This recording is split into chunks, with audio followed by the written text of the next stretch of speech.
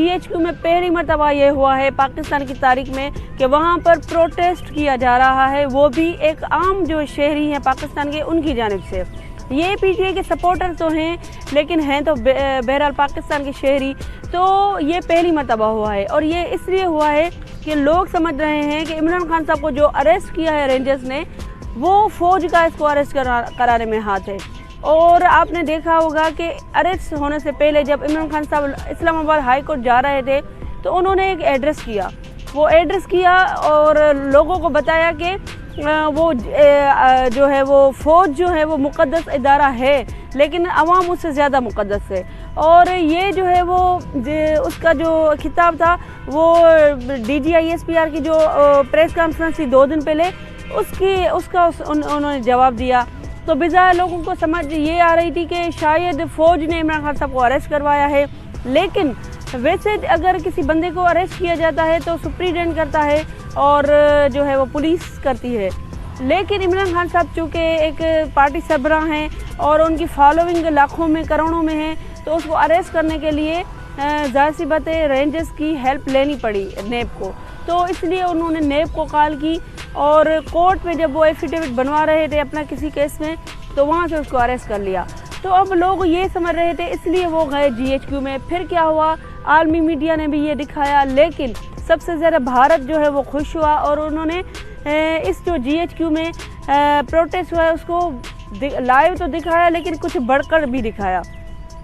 तो गाइज़ ये इस तरह से क्या होता है कि हमारे मुल्क का जो मोरल है, लेकिन मोरल से भी ज़्यादा जो कमज़ोर होता है ना इदारा, ये उस तरफ मुल्क जा रहा है। तहरीक इंसाफ ने फिर इमरान खान साहब के अरेस्ट के बाद फिर क्या हुआ, मुराद सईद ने फिर बयान दिया, उसका बहुत ज़्यादा लोग संजीदा देख रहे हैं। पूरी पाकिस्तानी कौम अपनी हकीकी आज़ादी के लिए आलम इस्लाम की लीडर इमरान खान के लिए सड़कों पे है। तो ये लोग समझते हैं, जो ताकतवर खुद को समझते हैं, ज़मीन पर खुदा समझते हैं, इनका ये ख्याल है कि 24 घंटे में लोग थक जाएंगे और ये एहतिजाज ख़त्म हो जाएगा।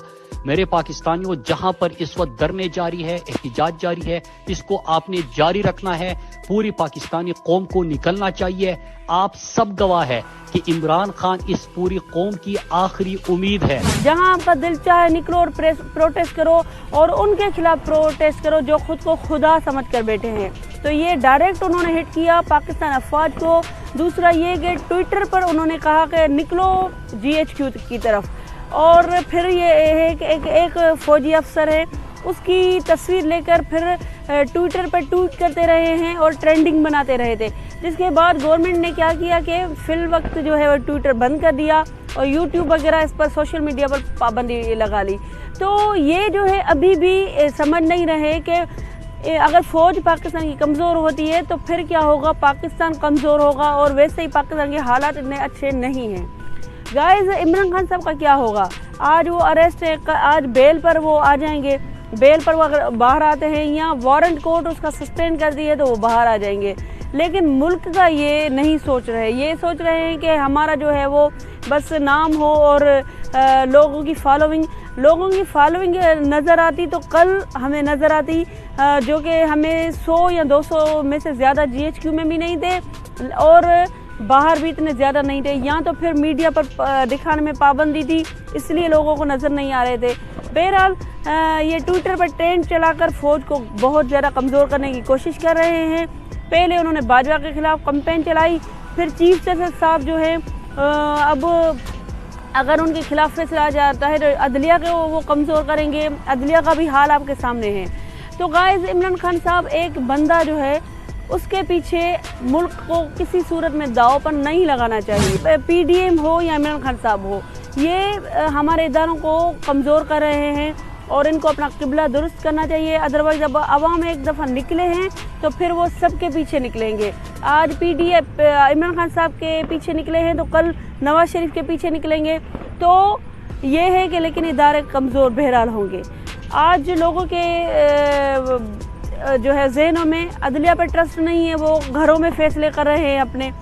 और फिर फौज भी फिर उन ट्रस्ट खो देगी। इस तरह के फैसले शाना सनाउल्लाह का कल आपने देखा होगा बयान किस तरह आया कि ये बिल्कुल लॉफुल जो है वो अरेस्ट ही। और उसके अलावा जो तारड़ साहब हैं उसका आपको बयान आपने सुना होगा जिसमें उन्होंने कहा था कि इमरान खान साहब ने मरियम नवाज़ को भी अरेस्ट किया था।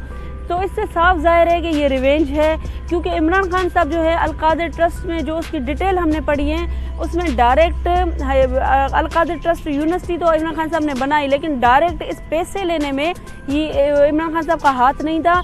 ये बहरिया टाउन और बुशरा बीबी के बीच में 2019 में हुआ था एक मुआहदा। तो इमरान खान साहब तो बीच में ही नहीं है, तो फिर उसको कैसे अरेस्ट उन्होंने कर दिया। बहरहाल उसके बाद नून लीग वालों ने मिठाइयाँ तकसीम की है। क्या किसी के अरेस्ट होने पर भी मिठाइयाँ तकसीम हो सकती हैं? ये उनका जहन है और ये उनकी सोच है। दूसरी बात ये है कि मरियम नवाज़ का जो रेफरेंस बार बार दे रहे हैं, शहबाज शरीफ बार बार मरियम नवाज़ का फरियाल टालपुर का जो रेफरेंस दे रहे हैं, उससे ये जाहिर होता है कि प्लान यही था कि इमरान खान साहब को अरेस्ट किया जाए। और प्लान नंबर सबसे जो पहला प्लान था उसका ये था कि जो इलेक्शन का मामला चल रहा है वो फिलहाल धीमा पड़ जाए, और ऐसा हुआ भी है। अब इलेक्शन का मामला पीछे रह गया है। 14 मई को जो इलेक्शन की बात हो रही थी, और दूसरी बार उसको अरेस्ट करने के बाद मीडिया जो इलेक्शन कैंपेन कौन चलाएगा ये भी उनके नून लीग के और पीडीएम के जहन में था, इसलिए भी उसको अरेस्ट करवाया गया। तो गाइस ये आज की हमारा जो एनालाइज था। आपसे गुजारिश है वीडियो को लाइक करें, चैनल को सब्सक्राइब करें, बेल आइकन को प्रेस करें ताकि हमारी हर वीडियो आप तक पहुंचती रहे। अल्लाह हाफिज़।